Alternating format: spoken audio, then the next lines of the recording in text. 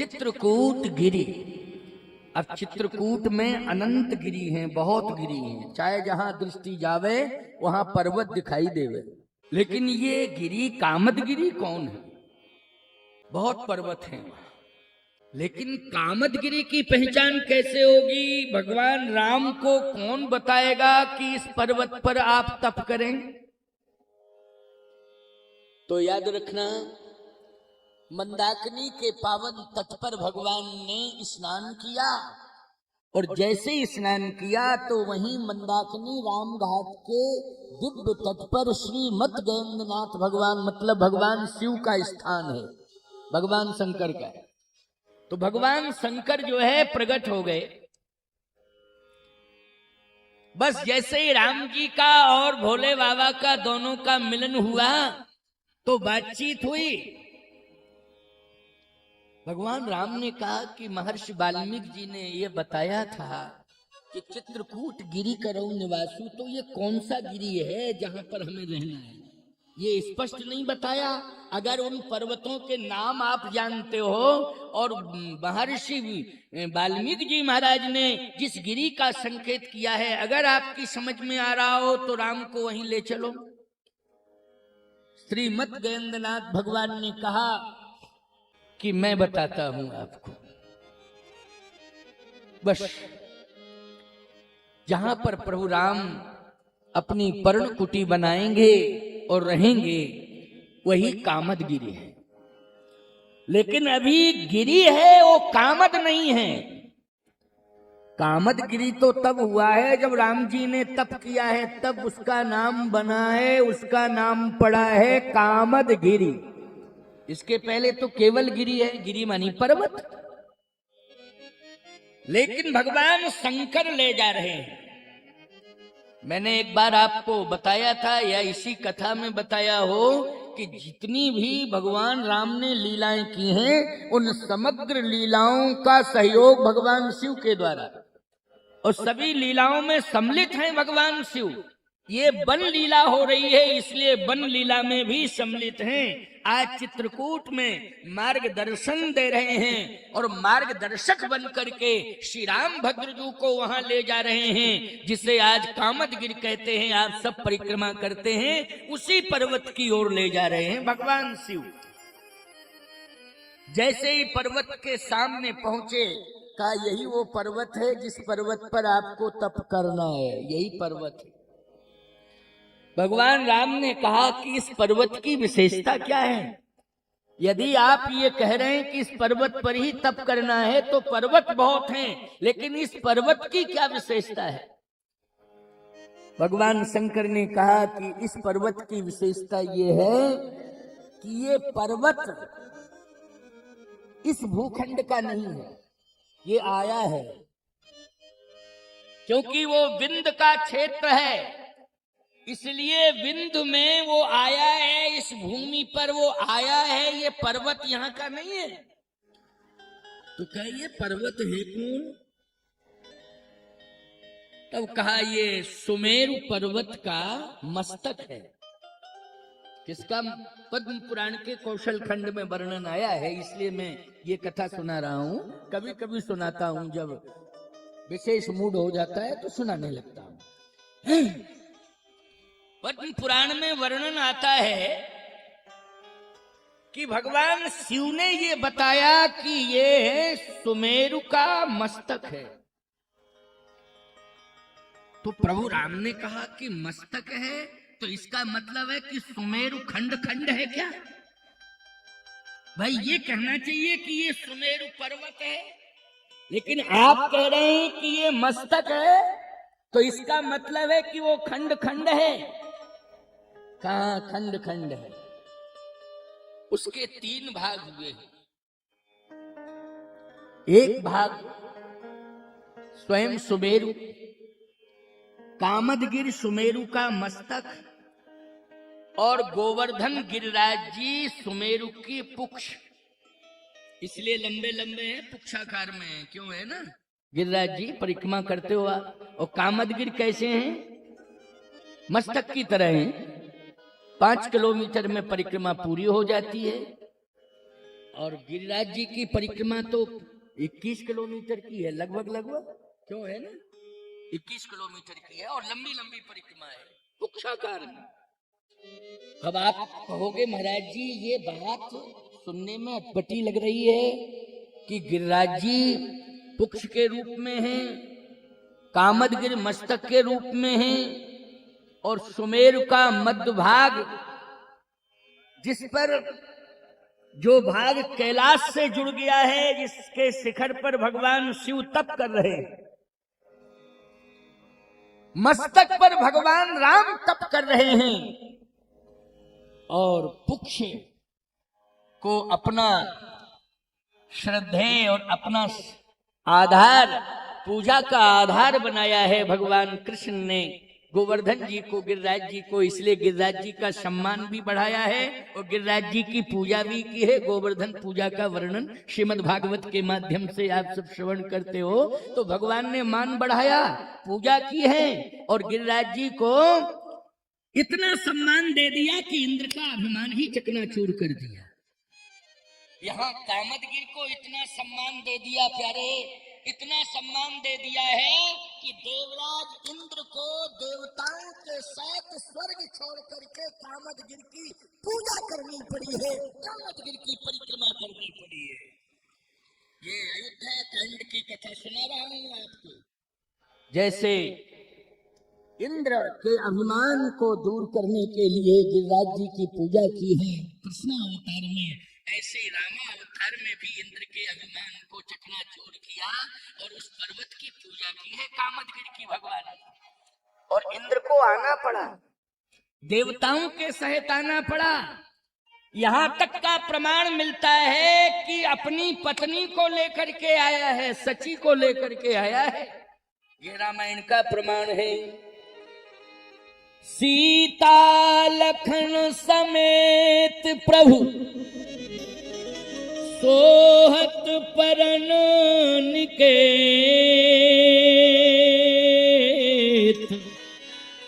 उस पर्ण कुटी में भगवान सीता जी के सहित रह रहे हैं, जो कामदगिरि के ऊपर पर्ण कुटी बनाई गई है। अब आप कहो महाराज ठीक है, ये तो हमने सुना है कि भगवान पर्ण कुटी में रहे हैं, लेकिन इंद्र, सची और देवता, इनका प्रमाण क्या है? अरे और छोड़ो जी, अपने बाल बच्चों को लेके भी आया है वो। कौन? इंद्र। अच्छा आप जानते हो इंद्र के बेटे का क्या नाम है? जयंत।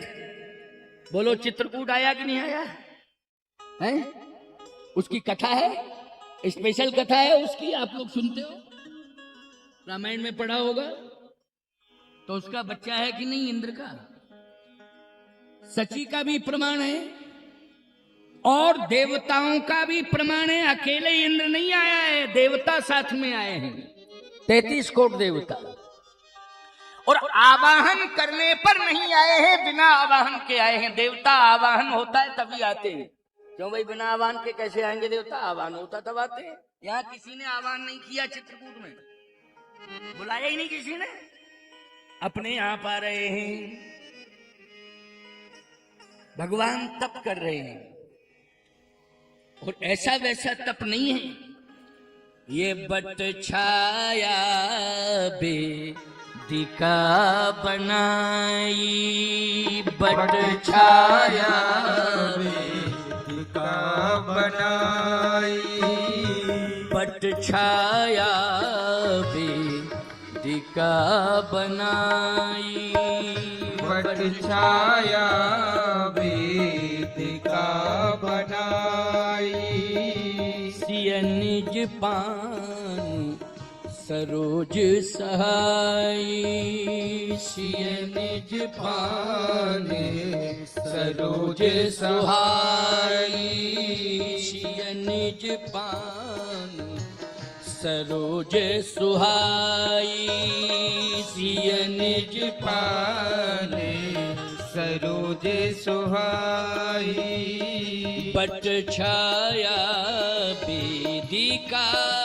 बनाई, बट छाया वेदिका बनाई। कामदगिरि के ऊपर एक बट वृक्ष है और उस वट वृक्ष के नीचे सुंदर वेदी का निर्माण हुआ है और उसी वेदी पर बैठे हुए हैं कौन? सीताराम जी। अब जैसे ही बैठे हैं, तप कर रहे हैं, यजन कर रहे हैं, भजन कर रहे हैं, पूजन कर रहे हैं, और बैठे बैठे भगवान श्री राम किशोरी जी के सहित आनंद भी ले रहे हैं।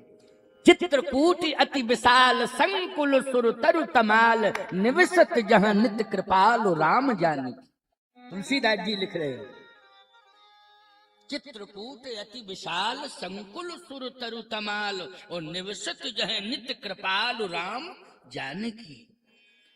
यानी आनंद ले रहे। आप कहोगे महाराज जी आनंद में, जैसे कन्हैया ने आनंद लिया है ब्रज में रास लीला करके। बोलो क्या लिया है कन्हैया ने ब्रज में? आनंद लिया है रास लीला करके। लेकिन आपको एक बात बताएं, ये कन्हैया ने रास नहीं महारास किया है, और हमारे राम जी ने रास किए हैं 99। ये भी पद्म पुराण का ही प्रमाण है। इसलिए कामदगिरि के 4 द्वार हैं। द्वार का मतलब होता है कि अंदर महल है तभी तो द्वार है। अच्छा एक बात बताओ, पर्वत का क्या द्वार होगा? पहाड़ का कोई द्वार होता है क्या? पहाड़ का तो द्वार नहीं होता है। लेकिन कामदगिरि के 4 द्वार हैं। इसका मतलब यह है कि द्वार मानी प्रवेश करने वाला स्थान, प्रवेश का स्थान। इसी द्वार से कामदगिरि के अंदर प्रवेश होता है। किसके लिए प्रवेश होता है? श्री किशोरी जी के साथ में प्रभु राम वहां पर रास लीला करते हैं, और ऐसी रास लीला में 99 रास भगवान ने किए हैं कामदगिरि के अंदर। इसलिए कामदगिरि ठोस नहीं है, ये पूरी तरह से पोला है। अच्छा एक बात बताओ, मस्तक ठोस होता है कि पोला होता है? जल्दी बोलो। है पोला होता है। क्यों होता है कि नहीं? वैसे हमने डॉक्टरों से पूछा जा सकता है, वो बताएंगे ठोस के पोला है, या फिर किसी का फोड़ के देखो कैसा है कि ठोस है कि पोला। क्यों भाई? डॉक्टर तो बता देंगे। लेकिन हाँ, हम लोगों ने जहां तक अनुभव किया है, सुना है, तो निश्चित रूप से ये पुष्टि हो जाती है कि ये मस्तक पोला है। तो बोलो भाई, अगर ये सुमेरु का मस्तक है तो मस्तक का अर्थ क्या होता है? मस्तक का अर्थ है पोला। अंदर सुंदर महल बना हुआ है। ये 4 प्रवेश द्वार हैं। आप कहो इन 4 प्रवेश द्वारों में किसने प्रवेश किया है? एक द्वार से तो स्वयं प्रभु राम जी सीता जी के सहित प्रवेश करते हैं, और एक द्वार से स्वयं विष्णु भगवान लक्ष्मी के सहित प्रवेश करते हैं, और एक द्वार से भगवान शंकर पार्वती जी के सहित प्रवेश करते हैं, और एक द्वार से, चौथे द्वार से ब्रह्मा जी ब्रह्माणी के साथ प्रवेश करते हैं। इस तरह से वो ब्रह्म की लीला होती है। किसकी लीला होती है? वो ब्रह्म की लीला होती है। उसी को कहते हैं रास लीला। आप कहो महाराज तो ये ब्रह्म है, ब्रह्मा विष्णु महेश क्या है? जासु अंश तय उपजय नाना, शंभु बिरंच विष्णु भगवान। इसलिए वो ब्रह्म ने अपनी जो लीला की है, वो लीला बड़ी अद्भुत है, बड़ी दर्शनीय है। 4 द्वार हैं। इसलिए 4 द्वार का मतलब अंदर महल है। बहुत ही सुंदर रासलीला हो रही है। 99 रास पूरे हुए हैं, लेकिन 100वां रास जो महारास होना था, उसी महारास के व्यवधान के कारण भगवान ने चित्रकूट छोड़ा है।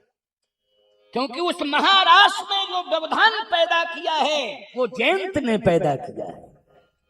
किसने पैदा किया है? जयंत ने। इसकी भी पुष्टि है मानस में। बहिरंग दृष्टि से देखो तब भी आप कहोगे कि हाँ महाराज बिल्कुल हम रामायण में पढ़ रहे हैं, ऐसा लिखा भी है। क्या लिखा है?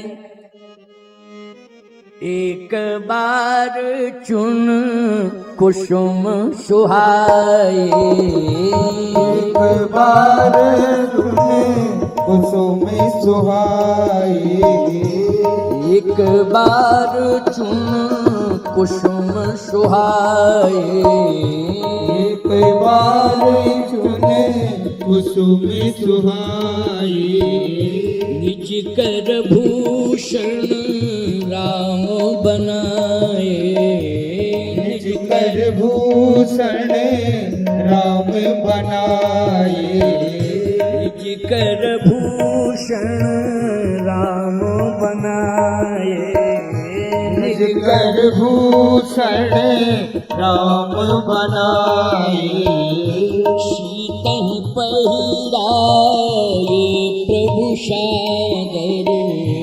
शीतल पहराए प्रभु सादर, बैठे फटिक शिला अति सुंदर, बैठे फटिक शिला अति सुंदर, बैठे फटिक शिला अति सुंदर, बैठे फटिक शिला अति सुंदर, बैठे फटिक शिला अति सुंदर। ये श्रृंगार कर रहे हैं, इसका मतलब है श्रृंगार तभी किया जाता है जब कोई उत्सव होता है। क्यों? सामान्य श्रृंगार होता है, एक विशेष श्रृंगार होता है।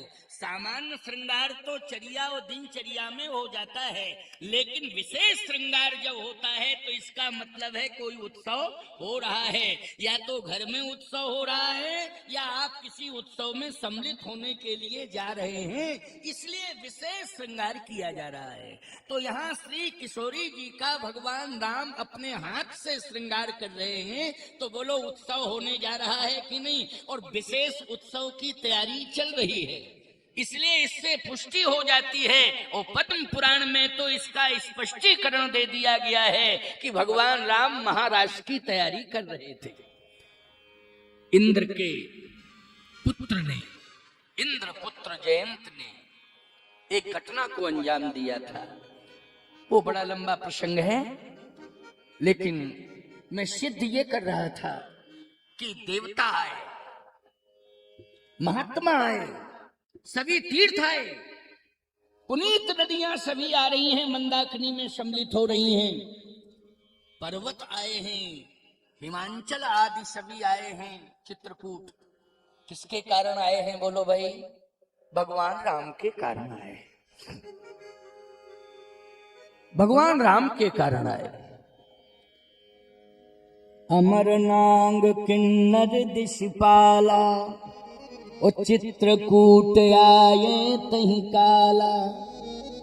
बोलो प्रमाण मिल गया कि देवता है, इंद्र आया। और कहाँ आए हैं? जहां भगवान कामदगिरि पर बैठे हैं वहीं तो आए। जितने भी तीर्थ हैं उन तीर्थों में जो संत तपस्या कर रहे हैं वो सब तप छोड़ करके चित्रकूट आ गए। आवत देख मुदित मुनि वृंदा, कीन दंडवत रघुकुल चंदा। मुनि वृंद का मतलब है मुनियों का समूह है, वो सब आ रहे हैं, कामदगिरि की परिक्रमा कर रहे हैं। देवता भी कामदगिरि की परिक्रमा कर रहे हैं। बोलो सम्मान बढ़ा रहे हैं भगवान की, नहीं बढ़ा रहे हैं? किसका? गिरिराज जी का, मतलब कामदगिरि भगवान का। जैसे भगवान कन्हैया ने गोवर्धन जी का, गिरिराज जी का सम्मान बढ़ाया, वहां इंद्र आदि देवता सभी जो है माफी मांग रहे हैं, क्षमा मांग रहे हैं, भूल हो गई, भूल हो गई, क्योंकि इंद्र के अभिमान को नष्ट किया भगवान ने। यहाँ भी कहीं ना कहीं इंद्र का अभिमान है जिसे भगवान दूर कर रहे हैं, और आज स्वर्ग छोड़ करके इंद्र और देवताओं को चित्रकूट आना पड़ रहा है। परिक्रमा कर रहे हैं, ये सब सप्त ऋषि परिक्रमा कर रहे हैं, सभी तीर्थ परिक्रमा कर रहे हैं कामदगिरि की।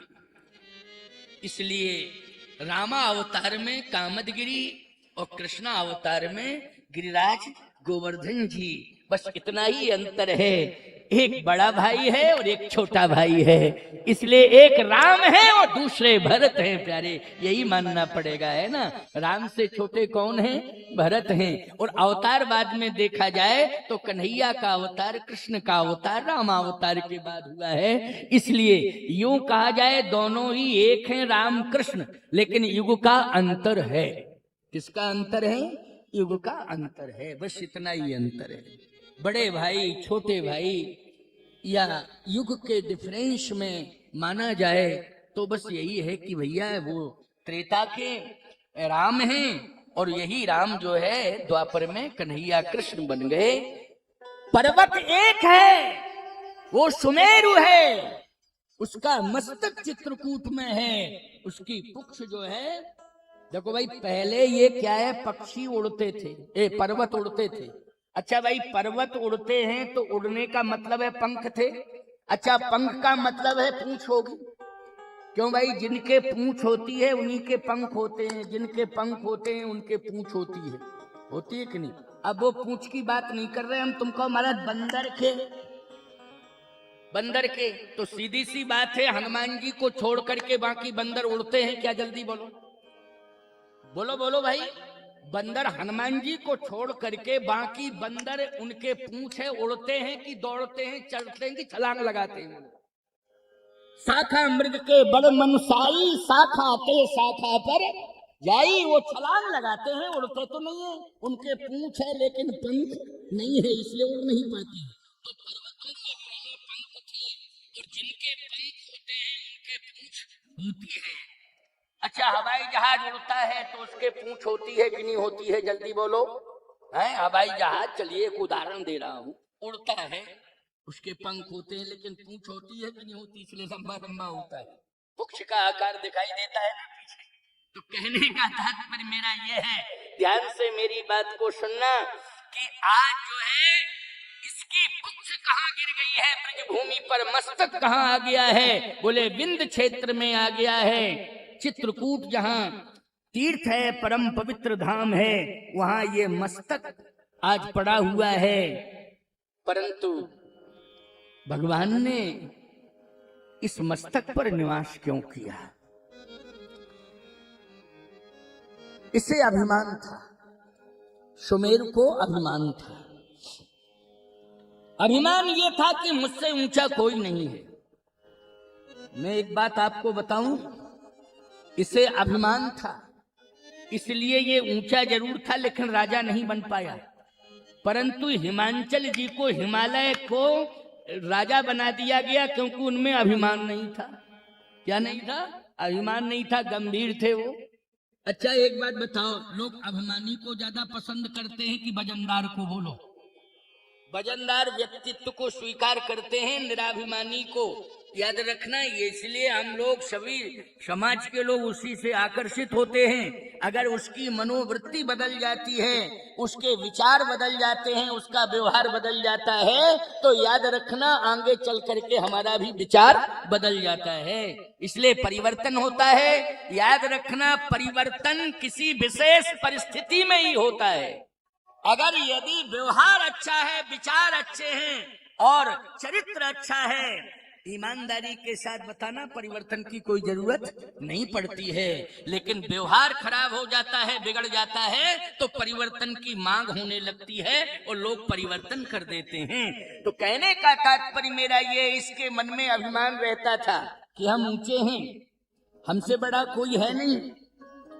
एक दिन क्या हुआ, नारद जी ने कहा कि तुमसे बड़ा है कोई, तुम जानते नहीं हो। कहे कौन है? कहे तुमसे ऊंचा अगर कोई है, तुम इतने ऊंचे नहीं हो, तुमसे ऊंचा है तो सूर्य है। इसने कहा कि लो मैं सूर्य को चैलेंज दे दूंगा, तो ये उड़ा चला सूर्य को ढकने के लिए, प्रभावित करने के लिए। सूर्य भगवान ने कहा कि प्रभु आपकी व्यवस्था नष्ट होने वाली है, इसलिए बचाओ बचाओ बचाओ बचाओ। भगवान ने कहा क्या बात है? सूर्य ने कहा कि पता नहीं क्या मूड खराब हो गया है इस पर्वत का, ये चला ही आ रहा है और कहता है कि मैं सूर्य की गति को भी रोकूंगा और आज सूर्य के अस्तित्व को भी चैलेंज दे दूंगा, तो ये तो अस्तित्व मिटाने के लिए आ रहा है, इसलिए बचाओ बचाओ बचाओ। भगवान ने कहा कि गरुण चलो जल्दी, नहीं तो ये बहुत बड़ी घटना को अंजाम देगा। अब गरुण जी आए भगवान को लेकर के। भगवान ने कहा ए भाई रुक, तो थोड़ा रुक गया। कहां जा रहे हो? कहीं नहीं, अपना काम करने जा रहे हैं। अरे काम करने जा रहे हो तो बता दो ना कि काम क्या करने जा रहे हो। कहे ये बहुत ऊंचाई पर है, तो इसको जरा चैलेंज देने के लिए जा रहा हूं। भगवान ने कहा नहीं नहीं, बुद्धिमत्ता का परिचय दो, बुद्धिहीनता का परिचय मत दो भाई। ये ऊंचाई पर इसलिए है कि प्रकाश देने का जिम्मा लिए है, और मेरी आज्ञा से, मेरे आदेश से प्रकाश दे रहा है। जगत प्रकाश प्रकाशक रामू, यानी सूर्य भी जहां प्रकाश लेता है, और सूर्य को जो प्रकाश देता है वह परमात्मा है। प्यारे, भगवान ने कहा ये तो मेरे अधीनस्थ है, ये तो मेरी व्यवस्था है। जैसे आप अपने घर में बड़ा आलीशान 300 करोड़ का मकान बनवाओ।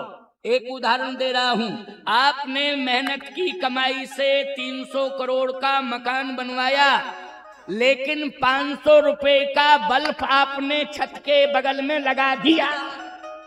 अब आप कहो कि हमने 300 करोड़ खर्च किया और ये 500 रुपट्टी का खोपड़ी के ऊपर है। ये बोलो बेवकूफी मानी जाएगी कि नहीं मानी जाएगी? क्योंकि अगर इसको ऊंचाई पर स्थान नहीं दिया जाएगा तो अंधकार रहेगा। चाहे तुम 500 करोड़ का बनवा लो, चाहे 1000 करोड़ का बनवा लो, लेकिन प्रकाश को, यदि प्रकाश पर्याप्त चाहिए आपको, तो आपको निश्चित रूप से वो स्थान सुनिश्चित करना पड़ेगा, और उस स्थान पर उसे स्थापित करना पड़ेगा। भगवान ने कहा कि ये मेरी व्यवस्था है, मेरे आदेश से सूर्य इतनी ऊंचाई पर है, प्रकाश का जिम्मा सूर्य ने लिया है, इसलिए वो सूर्य जगत को प्रकाश दे रहे हैं। इसमें बाधा खड़ी मत करो। थोड़ी देर के लिए मान गया, लेकिन फिर मूड शंका, तो फिर उड़ना शुरू कर दिया। बस गरुण जी को पता नहीं क्या लगा, गरुण जी बैठ गए नारायण के सहित। अच्छा, जैसे ही नारायण के सहित बैठे तो इसने फिर दुस्साहस किया, तो सुदर्शन चक्र को क्रोध आया। जैसे ही सुदर्शन चक्र को क्रोध आया कि ये तो मेरे नारायण को चैलेंज दे रहा है, तो सीधा मस्तक पर ही वार कर दिया सुदर्शन चक्र ने। अब मस्तक कटा और ये सीधा मस्तक चला ही गया प्यारे वेग के साथ में, और जाके कहां गिर गया? विंध्य क्षेत्र में। विंध्य क्षेत्र में जाके गिरा। ये चित्रकूट विंध्य क्षेत्र में आता है ना, इसलिए विंध्य की एक शाखा माना जाता है कामदगिरि को। तो जाके विंध्य क्षेत्र में गिर गया। अब पूंछ मटकती रही। हाँ, एक बात आपको बताएं, अन्यथा मत लेना। ये पंखा चल रहा है ना, अभी स्विच को आप ऑफ कर दें तब भी मटकता ही रहेगा। क्यों भाई? मटकता ही रहेगा, बंद ही नहीं होगा। बहुत देर में होगा बंद। बल्ब एक ऐसा होता है कि आपने ऑफ किया, बंद, ऑन किया, चालू। अंतर है? बोलो है कि नहीं? ऐसे ही भक्त जो होता है वो भगवान के हाँ में हाँ, भगवान की ना में ना करता है। और ज्ञानी होता है, उसे कितना ही ज्ञान दो लेकिन फिर भी मटकता ही रहता है, मटकता ही रहता है। वो कुछ ना कुछ बोलता ही रहता है, कुछ ना कुछ। तो हाँ ऐसा तो ठीक है, लेकिन हाँ ऐसा तो ठीक है, मगर मगर अगर मगर तगर किंतु परंतु जहां तहां, ये बोलता ही रहता है। याद रखना, इस आदत से दूर हो जाओ। ये दोष है। अगर मगर तगर किंतु परंतु, ये सब दोष हैं, इनसे दूर होने की जरूरत है। प्यारे, महाजनो येन गतः शपन्था, महापुरुष जिस रास्ते पर चले हैं उस रास्ते पर हमें बिना किसी टिप्पणी के चलना चाहिए, और जो वेद की श्वासाओं से ग्रंथ निकले हैं हमें उनके मार्गदर्शन को स्वीकार करना चाहिए, बिना किसी टिप्पणी के करना चाहिए। कोई टिप्पणी करने की किंतु परंतु कहने की आवश्यकता नहीं, इतना अनुशासन होना चाहिए। ये पुक्ष जो है मटक रही है, सुदर्शन चक्र को क्रोध आया, पुक्ष को काट दिया। अब ये पुक्ष इधर जाके गिर गई आपके बगल में, पड़ोस में, है ना। अब रो रहा है, प्रभु रक्षा करो, रक्षा करो, रक्षा करो, रक्षा करो, क्षमा करो, क्षमा करो, क्षमा करो। भगवान ने कहा आपका रक्षा करें, जब गर्दन अलग हो गई, पुक्ष अलग है, अब खंड खंड हो गए हो। अरे पहले ही कह देते रक्षा करो, रक्षा करो, रक्षा करो, तब तो रक्षा हो जाती। जब खंड खंड हो गए, अब कहते हो रक्षा करो, रक्षा करो, रक्षा करो। भूल हो गई, भूल हो गई। भगवान ने कहा कोई बात नहीं, यदि व्यक्ति भूल करता है और अपनी भूल को वो स्वीकार कर लेता है कि हाँ मुझसे भूल हो गई है, तो इसे मैं ये मान लेता हूं कि ये प्रायश्चित कर रहा है, क्योंकि भूल की है। और भूल करने वाला भूल को स्वीकार कर ले कि हाँ मैंने भूल की है, तो ये प्रायश्चित है प्यारी।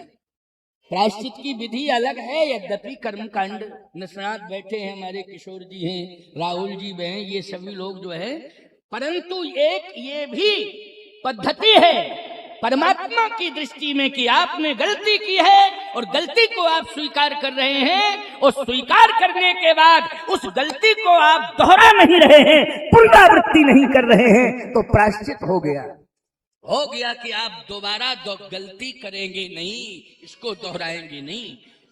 तो सुमेरु पर्वत कहने लगा प्रभु गलती हो गई, लेकिन अब कभी दोबारा गलती नहीं करूंगा, मुझे क्षमा कर दो।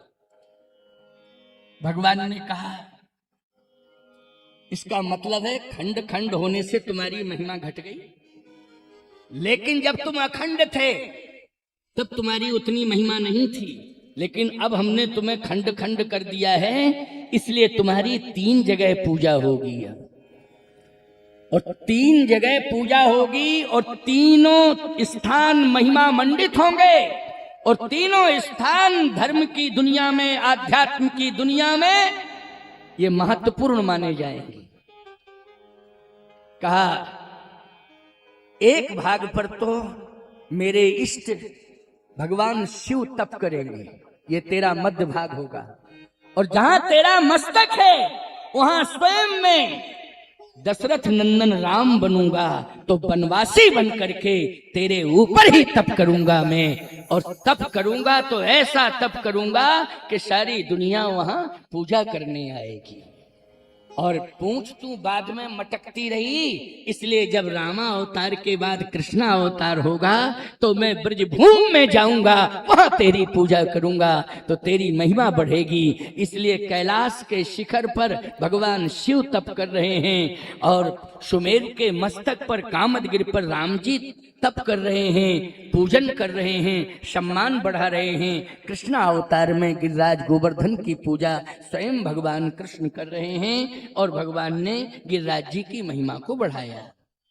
तो कामदगिरि का और गिरिराज जी का अभिन्न संबंध है, जैसे चित्रकूट का अयोध्या का अभिन्न संबंध है, ऐसे ही कामदगिरि का और गिरिराज जी का भी अभिन्न संबंध है। जैसे राम जी का और सीता जी का अभिन्न संबंध है, वैसे ही जो है अयोध्या का और चित्रकूट का अभिन्न संबंध है। ठीक उसी प्रकार से जो कामदगिरि की महिमा है, वही महिमा गिरिराज गोवर्धन की महिमा है। बस अंतर इतना है कि अमावस्या को विशेष रूप से लोग परिक्रमा करने जाते हैं कामदगिरि की, और पूर्णमासी को लोग विशेष रूप से परिक्रमा करने जाते हैं गिरिराज गोवर्धन जी की। इसका अर्थ है कि अमावस्या के दिन जब आप परिक्रमा करने आते हो तो हम देखते हैं कि लोगों के चेहरे पर उदासीनता रहती है कि चलो भाई चित्रकूट में रम रहे रहीमन अवध नरेश, और जा पर विपदा पड़त है सो आवत यही